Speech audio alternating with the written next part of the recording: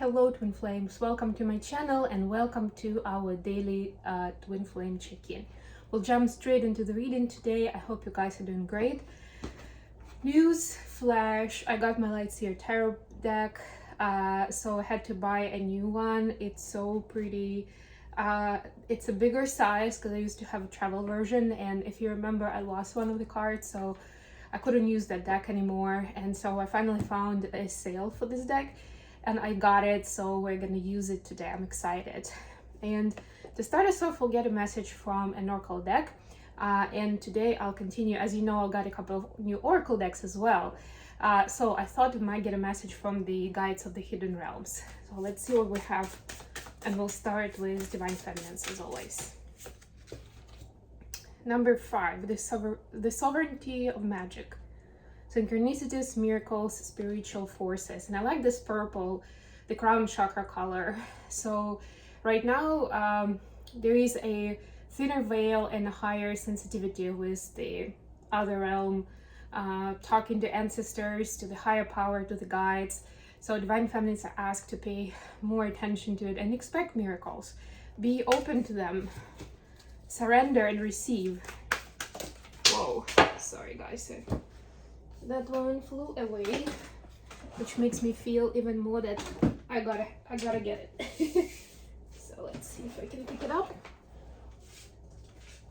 We did tape the new episode of Mindfully Awake yesterday, by the way, but because there we go, because of the issues that were happening with Microsoft servers yesterday around the world in general with the system, it messed up something for my internet signal, so it wasn't the best.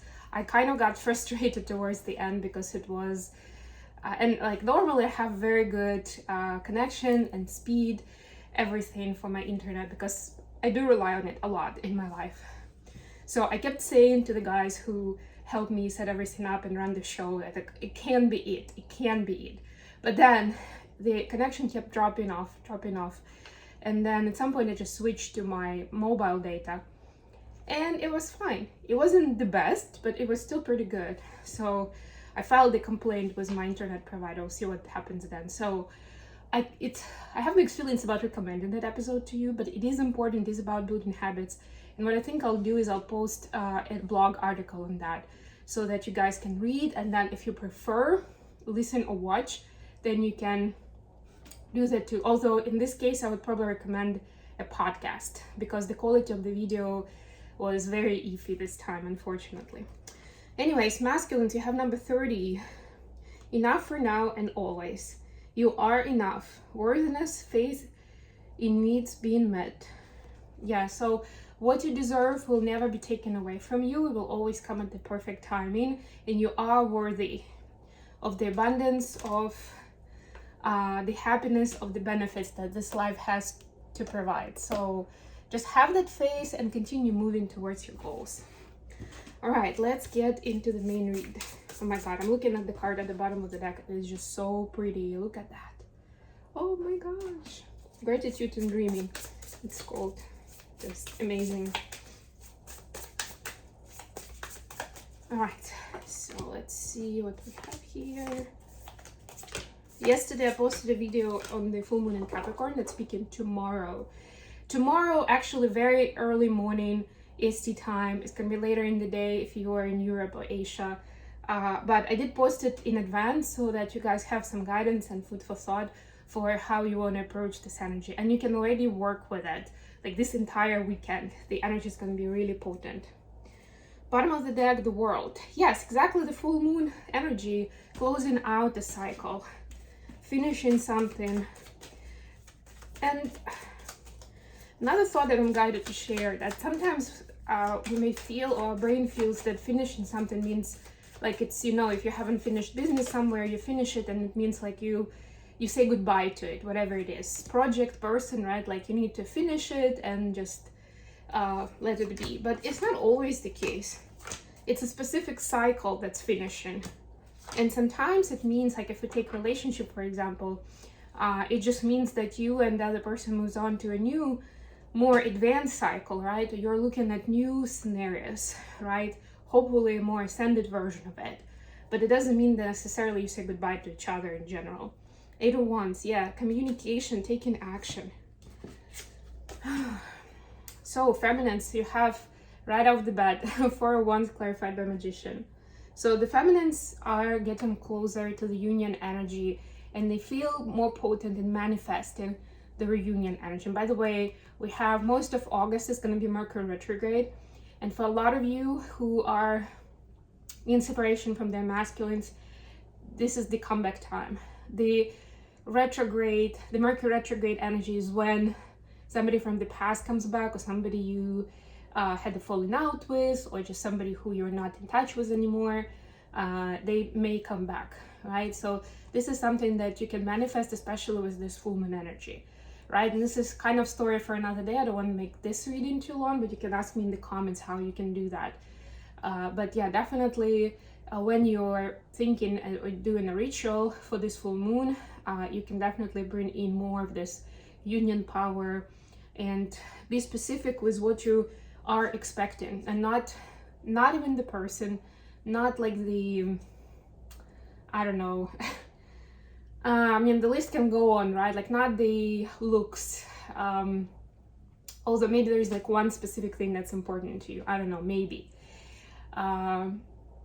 Like it shouldn't be something that's ego based and external, you know, like surface level. Focus on the traits of character, on values that are really important to you, that are your non-negotiables, that you want from this person, right? And once you're more specific, it's going to be easier for the universe to bring it to you in the form of a specific person. For the masculines, we have King of Wands clarified by King of Wands. Thank you, guys. Sometimes my guys do that to me. So the masculines are embracing the shamanic energy at this time, understanding better what the emotions are about, understanding courage versus rage versus fear, you know, all these different aspects of it, and then how does it relate to love, right? I.e. that, yeah, you can be in love and have all of those feelings and emotions, like the whole range, right? But how do you work with them then to self-regulate and make it healthy, right? To respond to triggers in a healthier way. How do you then reflect back and work on those? And again, we're talking reflection, so that's also part of the full moon, and get new information, new inspiration from the full moon on what is it all about. Why do these things trigger me? Why do I feel like responding in this specific way? Additional question is Queen of Wands clarified by Two of Cups. So we officially have a couple here, the King and Queen of Wands.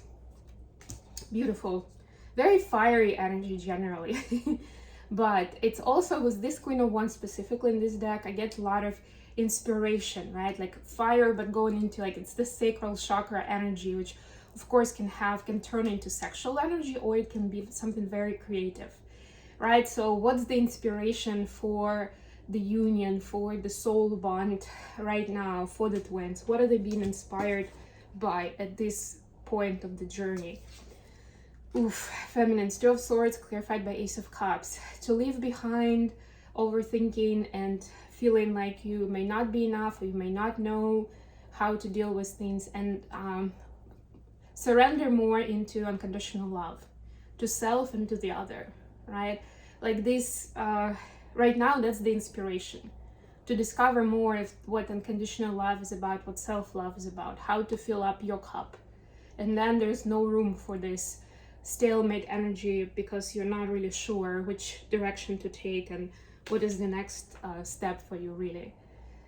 Beautiful.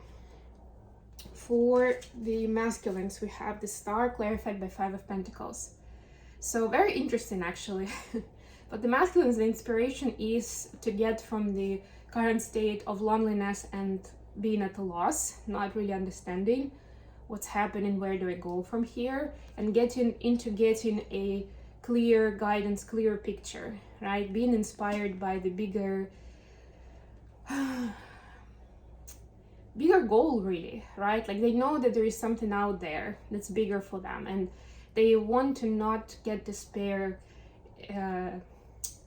not to despair at with the current situation, with what the things look like, right? There is this strong feeling that inspires them, that there are things in stock for them, for their life, that are much bigger than where they are right now, right? And they almost like, I get that some people may even get visions of the future state where they are abundant, they are happy, they are surrounded by their tribe, and it's a beautiful life, right? And they get inspired by that vision, even though reality may be more gruesome, right? This could be financial struggle, this could be feeling like you're on your own, dealing with this harsh world, things like that. How the feminine's thinking about the connection at this time. King of Swords clarified by the Hermit. Yeah, this is very much of a philosopher vibe here. So the feminines know that the masculine is getting into that vibe, and they're working through a lot of their thought patterns. And they understand that they also need this time for themselves, right? And this is more about establishing a little bit more of a masculine approach of like understanding how the energies that the feminines are now good at harnessing, that of how they receive information, turn into